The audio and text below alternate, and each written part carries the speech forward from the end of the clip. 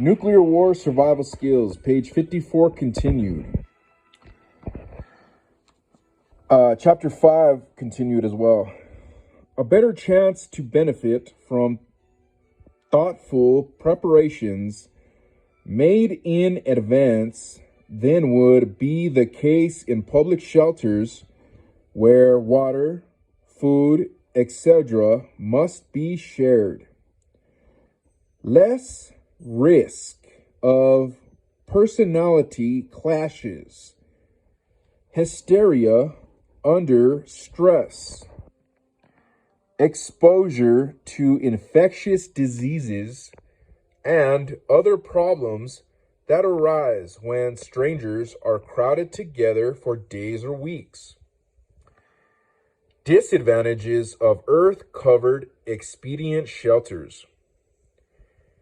It may be difficult to meet the requirement for time, space, people able to work hard, materials, and tools, and to get all these together at the building site.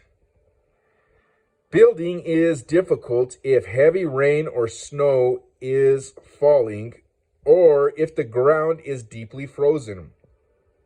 However, untrained Americans have built good fallout shelters with shielding provided by 5 or more feet of packed snow, including a winter version of the crib-walled pole shelter described in Appendix A. The practicality of several Russian designs of snow-covered expedient shelters also has been demonstrated by winter construction tests in Colorado.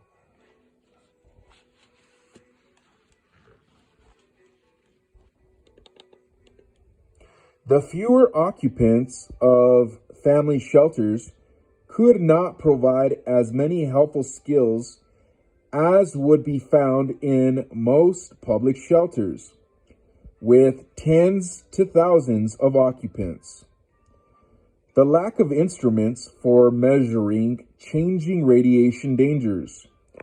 However, the occupants could make a homemade fallout meter by following the instructions in Appendix C or buy a commercial instrument before a rapidly worsening crisis arises.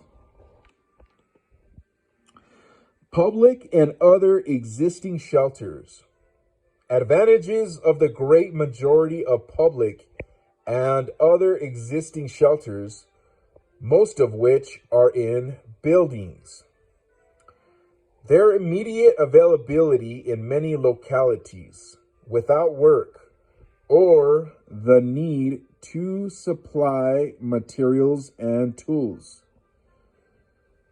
The provision of fair to excellent fallout protection, generally much better than citizens have available in their homes.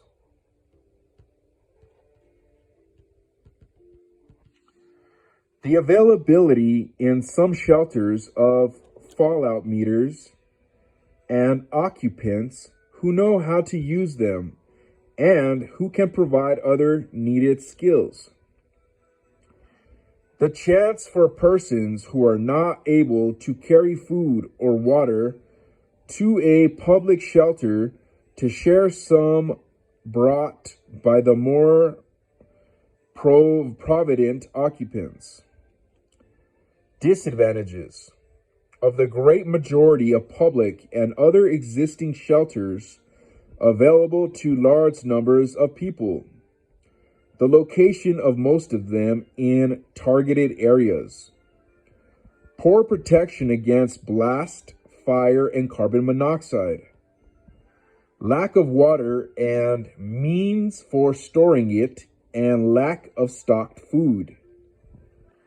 No reliable air pumps, which are essential in warm or hot weather for supplying adequate ventilating, cooling air to maintain endurable conditions in fully occupied shelters, especially below ground.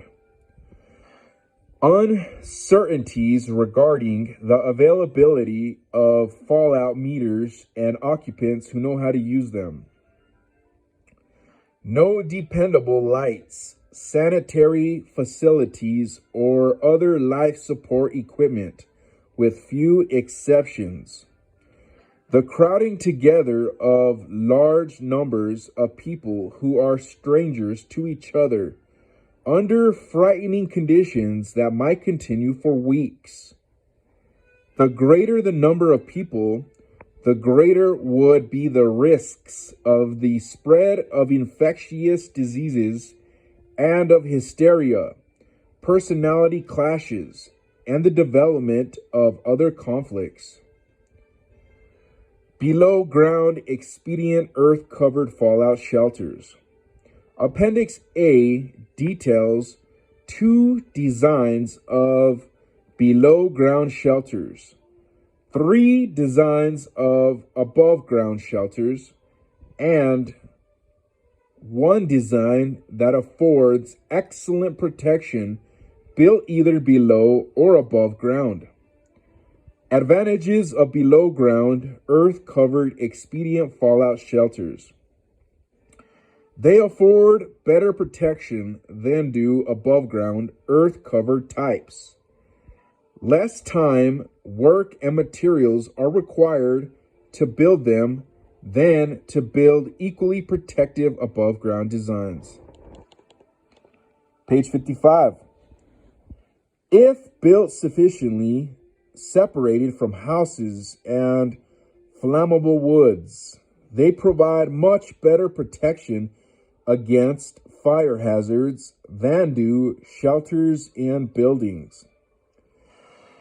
If dug in stable earth, even types with unshored earth walls give quite good blast protection up to overpressure ranges of at least 5 psi, where most homes and buildings would be destroyed by blast or fire. Disadvantages of below ground expedient fallout shelters. They are not practical in areas where the water table or rock is very near the surface. It is impractical to build them in deep frozen ground. They are usually more crowded and uncomfortable than improved basement shelters. Expedient blast shelters. Advantages of expedient blast shelters. Occupants of expedient blast shelters described in Appendix D could survive uninjured in extensive blast areas where fallout shelters would not prevent death or injury. Blast doors would protect occupants from shock waves, dangerous overpressures, blast winds, and burns on exposed skin caused by the popcorning effect and heated air. The expedient blast shelters described in Appendix D of this book were built and blast tested in Defense Nuclear Agency blast tests. Their air supply systems were not damaged by blast effects that would have bent over or broken off the above ground vertical air supply pipes, typical of even expensive imported Swiss and Finnish permanent family blast shelters. Notwithstanding this weakness, such permanent blast shelters will save many lives. The horizontal blast doors of these tested expedient blast shelters were not damaged because they were protected on all sides by spiked together blast protector logs surrounded by ramped earth. In contrast, the horizontal blast door of the most expensive blast shelter described in a widely distributed Federal Emergency Management Agency pamphlet number H-12-3 is unprotected on its sides. This untested blast door probably would be torn off and blown away if struck by a strong blast wave. Following blast winds, any pieces of houses and trees that would be hurled hundreds of feet. The blast-tested expedient blast valve described in Appendix D will prevent entry of blast waves through a shelter's ventilation pipes and resultant destruction of the ventilation pump and possibly injury of occupants. Disadvantages of expedient blast shelters. They require more time, materials, tools, skill, and work than are needed for building expedient fallout shelters.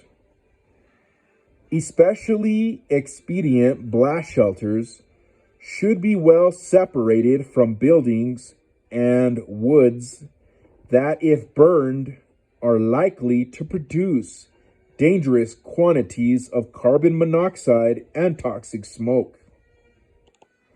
Their ventilation openings permit the entry of many more fallout particles than do the ventilation pipes with goosenecks and filters of typical permanent blast shelters. However, deadly local fallout probably will not be a major danger in the blast areas where the great majority of Americans live, because a rational enemy will employ airbursts to destroy the mostly soft targets found in those areas. Airbursts can destroy most militarily significant soft targets over about twice as many square miles as can the surface or near surface bursting of the same weapons.